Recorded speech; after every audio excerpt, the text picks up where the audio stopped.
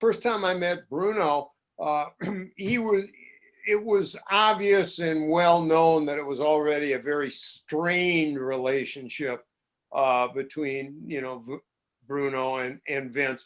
And the first time I met Bruno, we were doing interviews in Pittsburgh. And Bruno came to the arena late afternoon. Not that he had, any part, of the show. He just kind of came to say hello to some of the boys and the production people and the ring crew that he had worked with for so many years.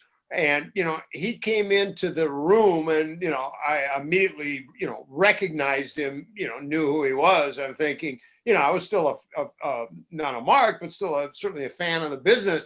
And I'm going, there's Bruno Sammartino. Yeah. And then Bruno just came walking up and introduced himself like, I would have no idea who he was. And, we talked for a few minutes. He was wearing, I still remember, he was wearing a green and black kind of crew neck sweater, and talked for a few minutes. And then, I had to go back and do interviews, and he just kind of walked away.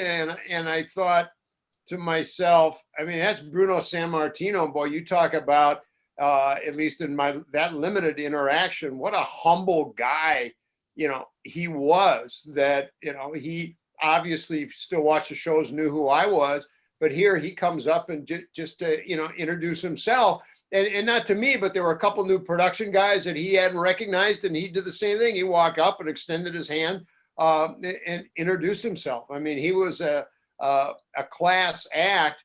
Find us on Facebook and Instagram at VOC Nation Wrestling Network, and follow us on Twitter at VOC Nation.